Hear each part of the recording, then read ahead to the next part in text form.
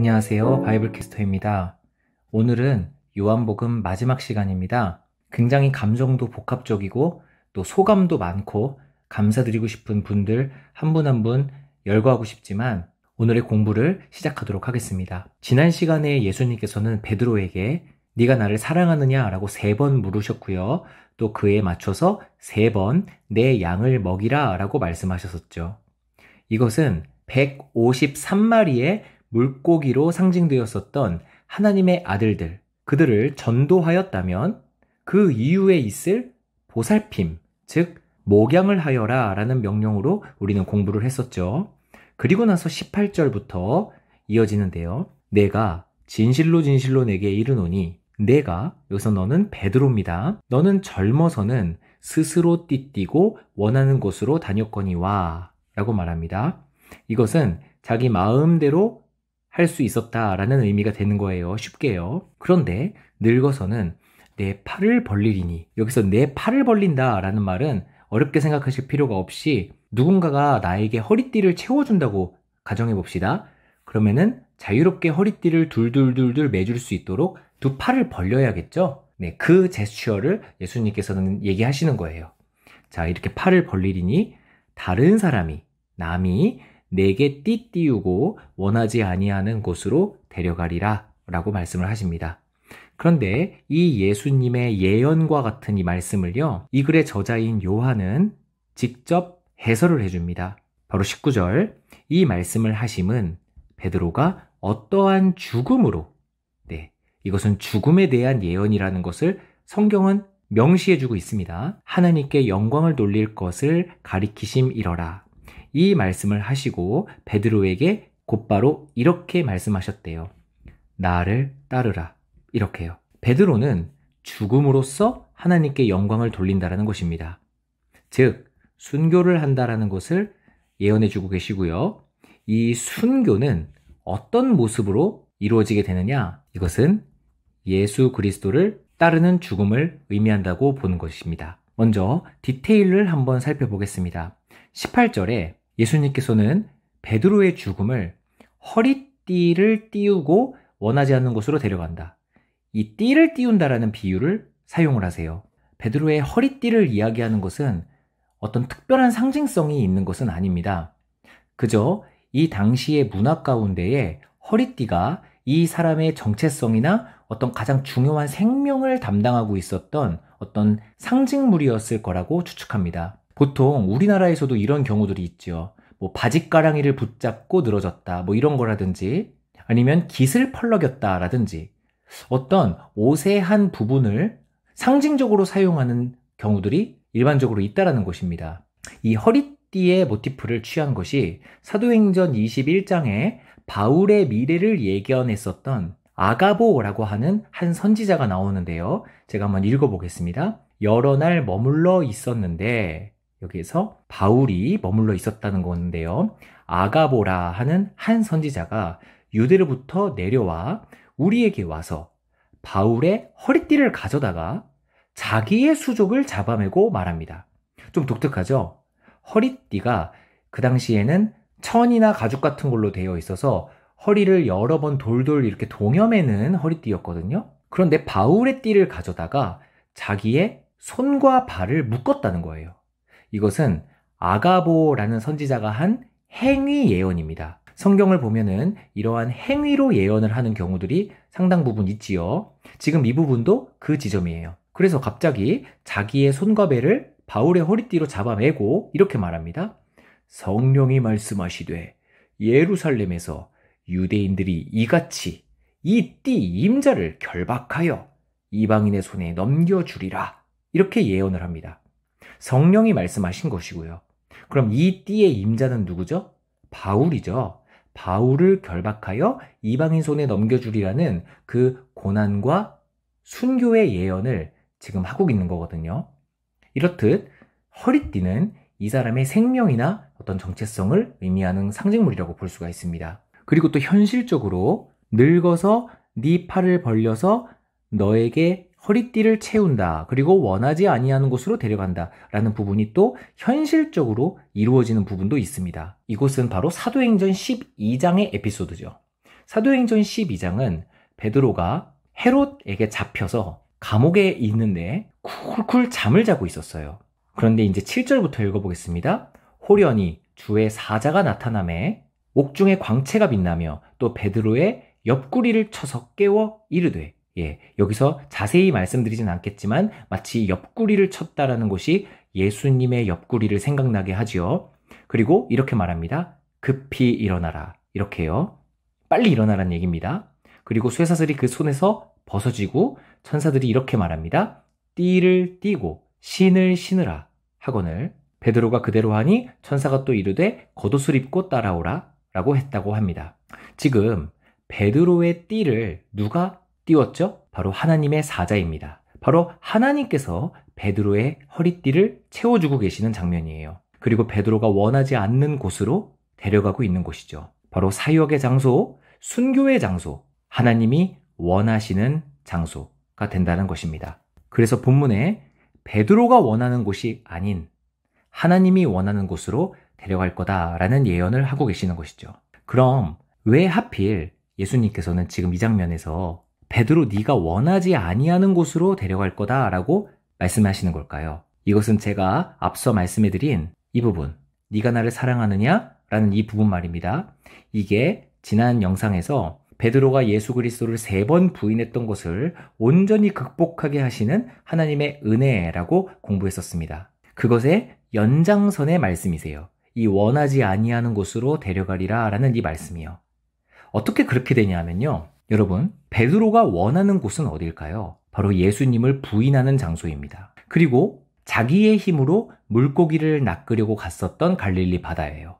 그곳이 베드로가 원하는 곳이었단 거예요.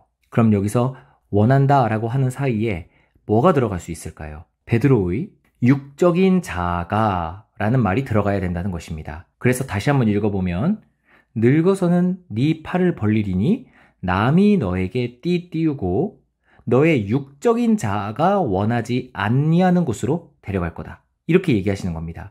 그래서 여기에 베드로가 아닌 요한의 아들 시모나라고 불러주신 의도가 또 여기에서 확증이 되는 것이죠. 시몬이 원하지 아니하는 곳, 그곳으로 예수님께서는 시몬을 데려가셔서 베드로로 만들어주시겠다라는 아주 의미심장한 추가 말씀이 된다는 것입니다. 이 부분에서 예수님께서 왜 하필이면 베드로라고 하지 않으시고 예수님이 계명해 주시기 전에 이름, 그 시몬이라고 언급하셨을까? 이 부분이 여기에서 적용되지 않으면요, 어떤 이상한 해석이 나오냐 하면, 아니 그럼 순교를 베드로가 원하지 않았다는 건가? 베드로의 순교는 본인의 의지가 아니라 억지로 한 것인가?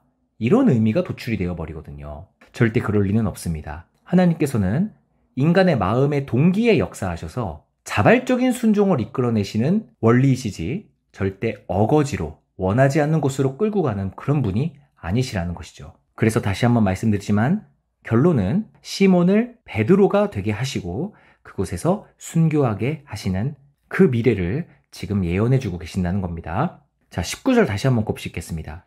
이 말씀을 하심은 베드로가 어떠한 죽음으로 하나님께 영광을 돌릴 것을 가리키심이리라 이렇게 얘기하죠. 그래서 순교라는 결론이 나왔었죠. 그렇다면 순교란 무엇일까요?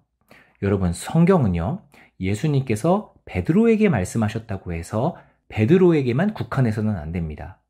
예수님께서 베드로에게 해주신 말씀은 우리 모든 성도에게 해주신 말씀이며 예수님께서 바리새인들에게 해주신 말씀들은 이 세상에서 그리스도를 고집스럽게 부인하는 모든 불신자를 대상으로 일컫는 말씀이신 거예요. 그래서 성경은 영원토록 적용되어지는 것이며 모든 만민에게 해당되는 말씀이신 것이죠.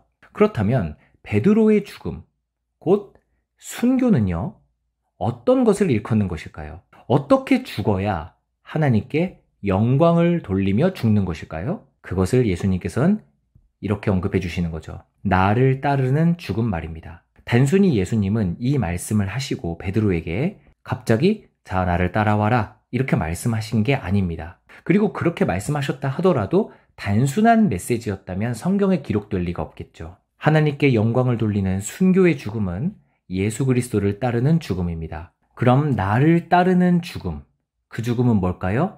그것은 십자가겠죠. 그럼 우리들은 물리적으로 십자가에 못 박혀 죽어야 되는 걸까요? 그것이 아닙니다. 베드로는 목양을 하라고 예수님께서 명령을 해주시지 않으셨습니까? 그럼 목양의 관점에서 예수님을 따르는 순교, 즉 죽음은 무엇일까요? 이것이 요한복음 10장 11절부터 나옵니다. 나는 선한 목자라. 선한 목자는 양들을 위하여 목숨을 버리거니와, 이렇게 나옵니다. 그리고 15절, 아버지께서 나를 아시고 내가 아버지를 아는 것 같으니 나는 양을 위하여 목숨을 버리노라. 그렇습니다. 양을 위하여 목숨을 버리는 것, 그것으로 따라오라고 베드로에게 명령하시는 것이죠. 그렇기 때문에 이전에 3번이나 말씀하신 내 양을 먹이라, 내 양을 치라 라고 말씀하셨던 거, 그것과 동일한 모티프로 나는 양을 위하여 내 목숨을 버린다. 그리고 내 양을 맡은 베드로 너도 나를 따라서 양을 위하여 죽게 될 것이다. 이거를 예언해 주고 계신다는 것입니다. 다음 절 넘어가겠습니다. 20절입니다. 베드로가 돌이켜 예수께서 사랑하시는 그 제자가, 여기서 예수께서 사랑하시는 그 제자는 지금 이 글의 저자인 요한입니다. 베드로는 갑자기 돌이켜서 요한을 쳐다보는 거예요. 바로 시선이 예수님에게서 요한으로 옮겨지게 되는 것이죠. 성경은 굉장히 문학적이게도 베드로의 시선이 옮겨지는 부분들이 상당히 많이 언급이 됩니다. 예를 들면 예수님께서 베드로에게 무리를 걸으라고 하셨을 때 베드로가 처음에는 예수님만 바라보며 그 물을 걷습니다. 그런데 갑자기 시선이 다른 곳으로 이동이 되면서 물에 퐁당 빠져버려요. 베드로의 시선의 이동을 성경은 보여주고 있죠. 지금도 역시 마찬가지로 베드로는 예수님으로부터 요한에게 시선이 이동이 된 겁니다. 자, 계속 읽어보겠습니다. 그는 만찬석에서 예수의 품에 의지하여 주님을 파는 자가 누구오니까? 라고 묻던 자더라 라고 친절하게 말을 합니다. 왜 요한은 여기에서 베드로가 돌이켜서 요한을 보니 라고 하지 않았을까요? 그리고 그는 왜 요한이다 라고 하지 않고 만찬석에서 예수의 품에 의지하여 주님을 파는 자가 누구오니까? 라고 묻던 자더라, 이렇게 말을 하는 걸까요? 자, 공부해 보겠습니다. 이것은 아직 베드로가 되지 않은 상태임을 나타내는 에피소드이고, 시몬의 시선은 요한에게로 이동하는 것, 그것은 바로 질투의 영역이 되는 것이지요. 왜 이렇게 볼 수가 있냐면요, 지금 위에서 예수님께서는 베드로에게 말씀하셨어요. 뭐라고 하셨냐면 나를 따르라고요. 그런데 제일 먼저 따른 자는 바로 요한임을 이야기하고 싶은 겁니다. 조금 말이 웃기죠? 요한복음의 저자인 요한이 요한임을 언급하고 싶었다라는 것이에요. 그럼 왜 자기 자신을 요한이라고 소개하지 않고 예수께서 사랑하시는 그 제자라고 표현했을까요? 그것은 예수님께서 사랑하시는 제자만 예수 그리스도의 말씀에 순종할 수 있다라는 것을 성경은 가르쳐주고 있는 것입니다. 여러분, 예수님께서는 나를 따르라 라고 베드로에게 명하셨어요. 그러나 이때의 베드로는 베드로가 아니었습니다. 바로 시몬이었습니다. 하지만 이 글의 저자인 요한은 예수께서 사랑하시는 제자라고 나옴으로써 예수님의 명령에 순종하는 자는 예수께서 사랑하시는 자만이 그렇게 할 수 있다라는 걸 얘기해 주시는 것이죠. 그럼 왜 예수님께서는 요한을 사랑하셨을까요? 그것을 오해하지 않도록 성경은 그래서 이 이야기를 해주고 있는 겁니다. 예수의 품에 의지하였던 자라고요. 여러분, 예수의 품에 우리는 의지해야 합니다.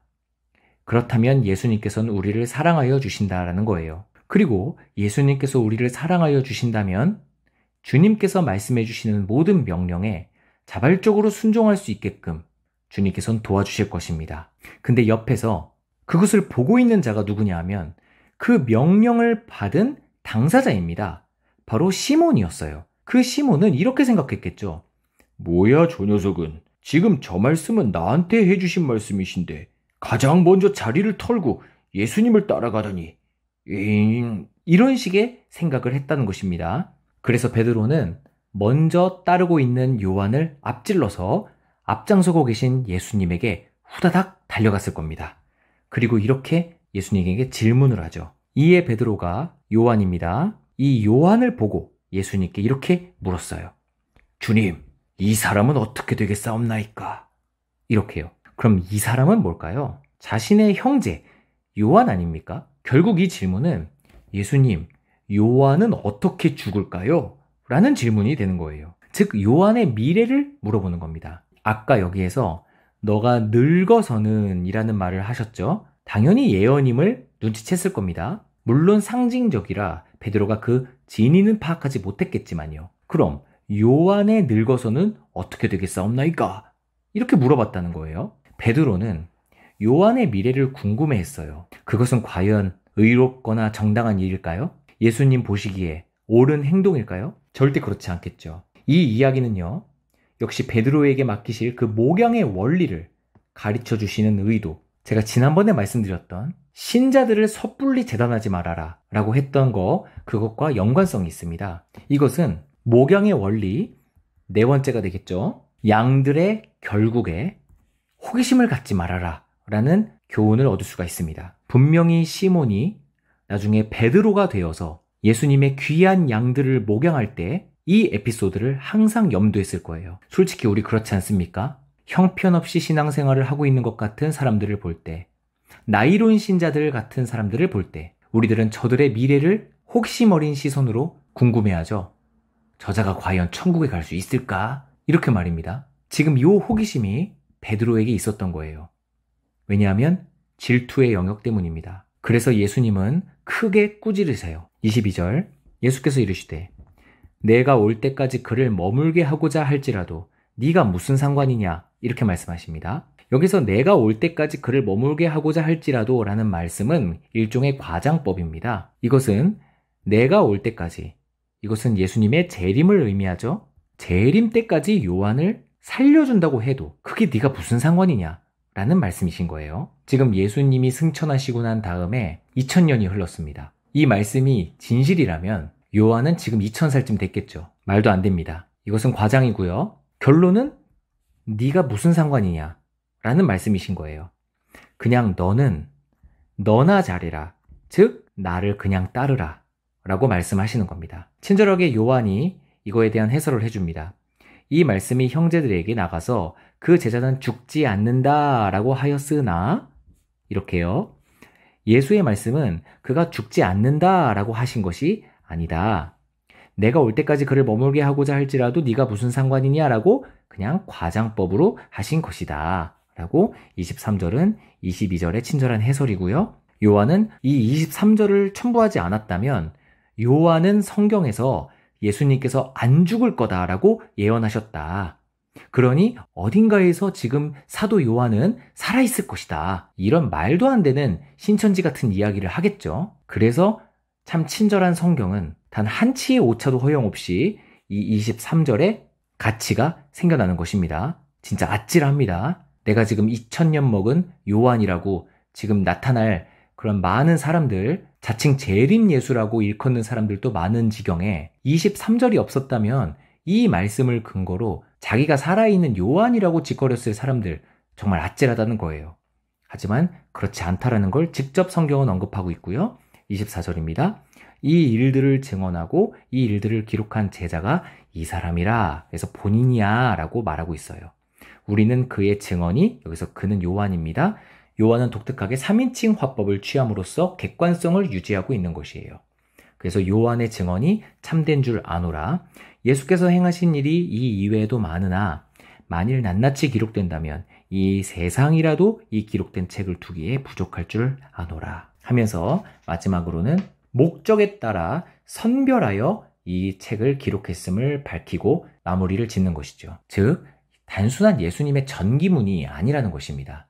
철저히 목적에 따른 선별된 작업으로 이 책은 쓰여졌다. 이렇게 요한은 말하면서 끝난다는 것이죠. 자, 이렇게 기나긴 여정이 끝나게 되었습니다. 저에게 늘 격려의 말씀을 아껴주지 않으셨던 많은 성도님들 진심으로 감사드리고 제가 앞으로 올릴 다른 영상에도 많은 관심 부탁드려요. 오늘은 여기까지 마치도록 하겠습니다.